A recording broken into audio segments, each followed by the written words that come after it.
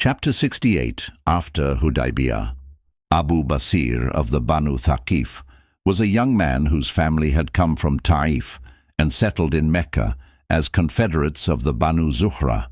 He had entered Islam and had been imprisoned, but escaped and made his way on foot to Medina shortly after the Prophet's return from Hudaybiyah. Soon after, an envoy of Quraysh arrived demanding his return. The Prophet, while comforting Abu Basir, as he had previously done with Abu Jandal, explained that he was bound by the treaty to hand him over. The companions, now more resigned to the terms of the truce, echoed the Prophet's reassurance. "Be of good cheer, God will surely find you a way out." Their hopes were fulfilled sooner than expected. Despite his youth, Abu Basir was resourceful. At the first halt, he managed to seize the envoy's sword and killed him. The freed slave who had accompanied the envoy, Kawthar, fled in terror to Medina, ran into the mosque and threw himself at the Prophet's feet. The Prophet, observing his terror, said, "This man has witnessed something dreadful." Kawthar gasped that his companion had been killed, and he had barely escaped with his life. Soon after, Abu Basir appeared, sword in hand, and said, "O Prophet of God, your obligation has been fulfilled. You returned me to them, and God delivered me from them."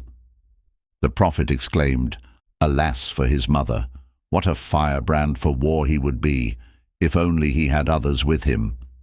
This was an Arabic idiom meaning, "His mother will soon mourn him because of his daring." Abu Basir suggested the arms and camels of the slain envoy be treated as spoils of war. The Prophet declined. "If I did that, they would claim I had broken the terms of the treaty." He then told Kawthar, "The plunder is yours. Take him, Abu Basir, back to those who sent you." Kawthar pleaded, "O Muhammad, I fear for my life. I do not have the strength for him." Though the Prophet and Muslims had fulfilled their obligation, the envoy refused custody of Abu Basir. So the Prophet told him, "Go where you will." Abu Basir journeyed to the Red Sea coast, inspired by the Prophet's words about others joining him.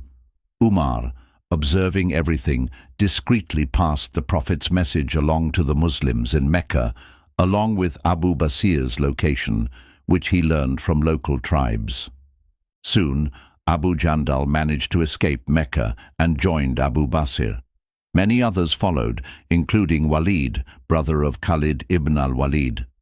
Abu Basir established a small but formidable outpost on the Meccan trade route to Syria, and they became a threat to Quraysh's caravans. Eventually Quraysh, suffering heavy losses in lives and goods, appealed to the Prophet to bring these highwaymen into his community, waiving their previous demand for their return. The Prophet sent a letter to Abu Basir, inviting him and his men to Medina. But by then, Abu Basir had fallen gravely ill. As he read the Prophet's letter, death came upon him, and he died clutching it. His companions buried him and built a mosque at his grave, then traveled to Medina to join the Muslim community. On the way, Walid's camel stumbled and he cut his finger on a stone. He recited, "What art thou but a finger shedding blood, with no wound else upon the path of God?" But the wound festered and proved fatal. Before he died, he wrote to his brother Khalid, urging him to accept Islam. Only one Muslim woman managed to escape Mecca and reach Medina during this time, Kulthum, the Prophet's cousin and half-sister of Uthman. Her two brothers came to claim her, but a new revelation had been revealed. "O you who believe, when believing women come to you as emigrants, examine them. If you know them to be believers, do not return them to the disbelievers." Surah Al-Mumtahana 60:10.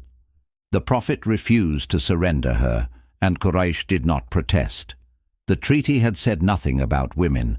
Several men sought her hand in marriage: Zayd ibn Haritha, Zubair, and Abd al-Rahman ibn Auf, and the Prophet recommended Zayd, whom she married. In the month following the treaty, Aisha and her father Abu Bakr suffered a personal loss. Her mother Ruman passed away. The Prophet led her funeral and descended into her grave. News of her death reached her son Abd al-Kaaba in Mecca, and soon after he came to Medina and embraced Islam. The Prophet renamed him Abd al-Rahman. The Truce of Hudaybiyah, though seemingly unfavorable at first, proved to be a turning point. As peaceful interactions resumed between Meccans and Muslims, Islam spread rapidly. Within 2 years, the size of the Muslim community doubled. Shortly after the pilgrims' return, the following verse was revealed. "It may be that God will bring about love between you and those of them with whom you are now at enmity." Surah Al-Mumtahana 67. Many interpreted this as a general prophecy about conversions, though some saw it as pointing toward an unexpected union between the Prophet and Abu Sufyan's family. Months earlier, news had reached Medina from Abyssinia that Ubaydullah ibn Jahsh, the Prophet's cousin and former brother-in-law, had died. He had once converted to Christianity, distressing his wife, Habibah, Abu Sufyan's daughter. She remained a steadfast Muslim. 4 months after her husband's death, the Prophet sent a message to the Negus, Najash, of Abyssinia, asking him to solemnize a marriage between himself and Habibah if she agreed. She dreamed she would marry the Prophet and received the Negus's message the next day.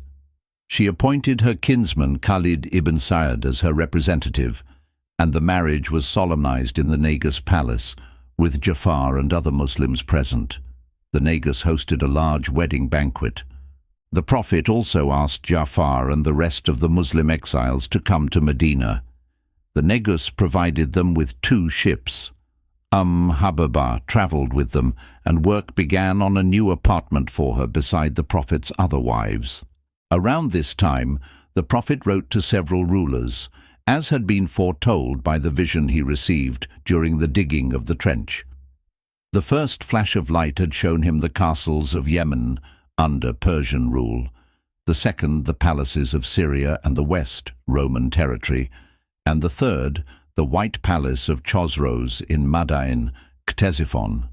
He now sent letters inviting rulers to Islam, including Heraclius, the Byzantine emperor, the Muqawqis, ruler of Egypt, Alexandria, the Shah of Persia, Khosroes II, Khusrau Parvez. Chosroes had already heard reports of the Prophet and sent orders to Badhan, his governor in Yemen, to investigate. Badhan dispatched 2 envoys to Medina.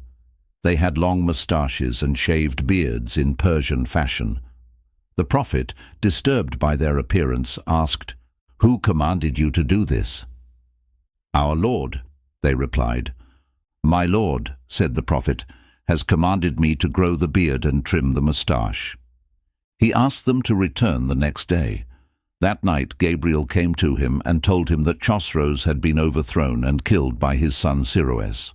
The next day the Prophet told the envoys, "Your king has been slain today, and his son reigns in his stead."